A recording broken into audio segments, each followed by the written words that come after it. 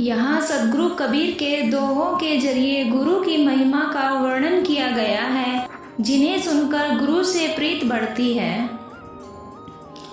कबीर गुरु के गम कहाँ भेद दिया अर्थाय, सुरति कमल के अंतरे निराधार पद पाए।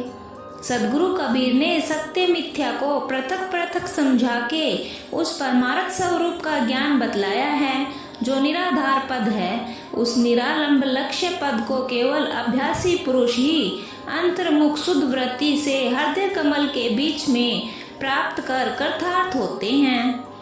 ताते शब्द विवेक करी कीजे ऐसो साज, जिह विधि गुरु सो प्रीति रह कीजे सोई काज।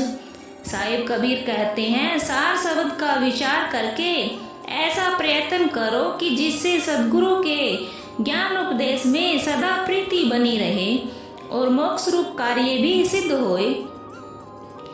सोई सोई नाच नचाइए जिहि निभे गुरु प्रेम, कहे कबीर गुरु प्रेम बिन कितहु कुशल नहीं क्षेम। मनोवर्ती रूपी नर्तकी को उसी नाच में नचाओ जिससे प्रेम का निर्वाह हो और गुरु प्रसन्न होवे। कबीर गुरु कहते हैं, सच्चे प्रेम बिना कहीं कुशल नहीं है।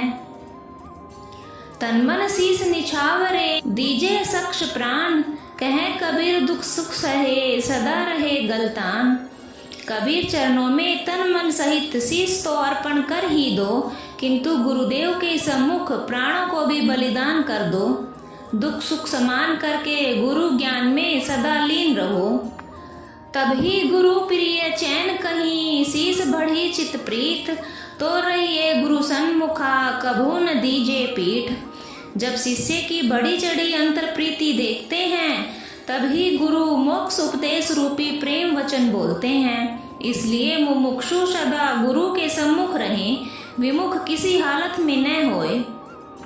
सनेह प्रेम गुरु चरण सो जिहि प्रकार से होए, क्या नियरे क्या दूर सब प्रेम भक्त मुख सोए।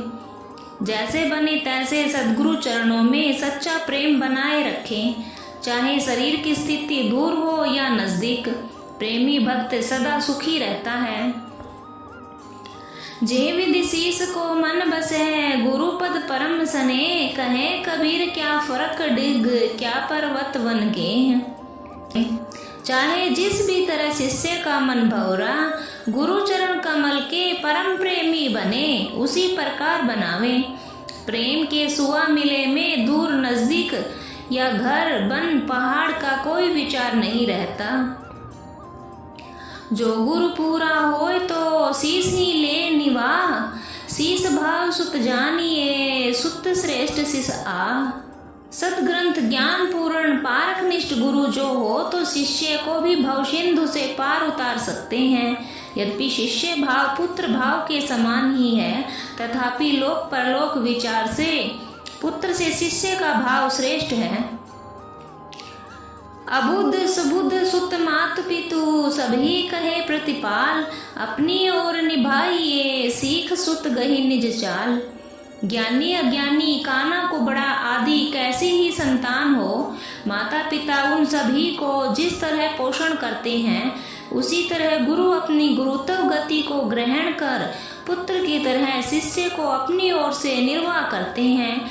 मर्यादा पुरुषोत्तम अपनी मर्यादा नहीं छोड़ते। सुनिए संतो साधु मिली कहीं कबीर बुझाए, जिह विधि गुरु सो प्रीति है कीजे सोई उपाय। कबीर गुरु समझा के कहते हैं कि साधु संत से मिलकर हित की बात सुनिए और वही उपाय कीजिए जिस उपाय से गुरु में अटल प्रीति हो।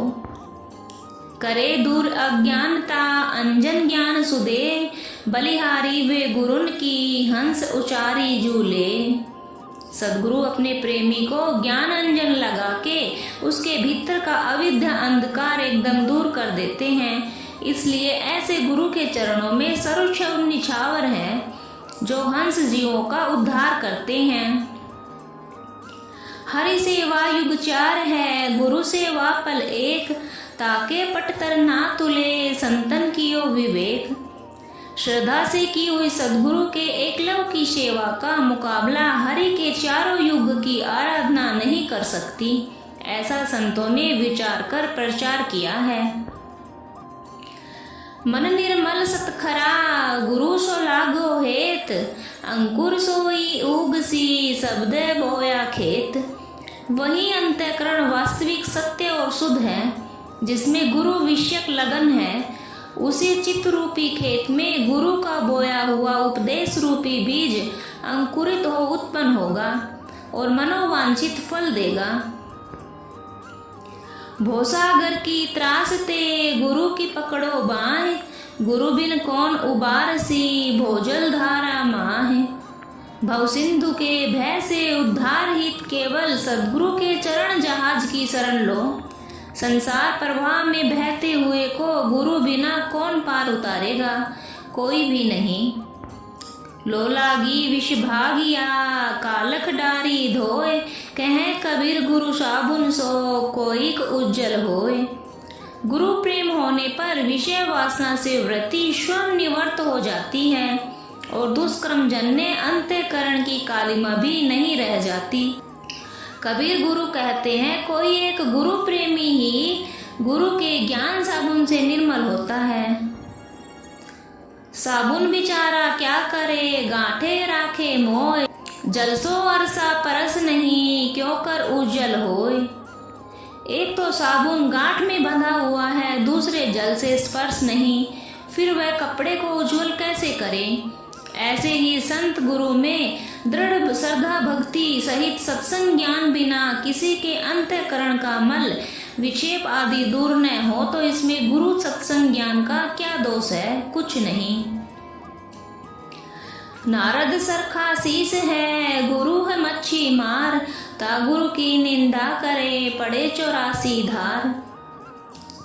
नारद मुख गुरु निंदा सुनी हरि कोप कियो अति भारी, गुरु करुणा निधान एक पल में 84 भय हारी। इत्यादि नारद ऐसे शिष्य को भी विष्णु जी ने धीमर गुरु की निंदा करने पर 84 भोग का दंड दिया था, परंतु फिर उसका उसी गुरु से उद्धार हुआ। इस वास्ते शिष्य को चाहिए कि गुरु के ज्ञान से अपना अंतःकरण सदा पवित्र रखे, वर्ण आदि के झगड़े में पड़कर मन को कलुषित न करें। राजा की चोरी करे रहे रंक की ओट, कहे कबीर क्यों उबरे काल कठिन की चोट। मालिक का माल चुराकर दरिद्र का आश्रय लेने पर वह काल दंड से कैसे बचेगा, कभी नहीं। कबीर गुरु का उपदेश सुनो, जो कुछ जन्म भर अज्ञानता में बुरा कमाया है उसकी क्षमा के लिए केवल सद्गुरु की शरण लो। इति श्री गुरुदेव को अंग।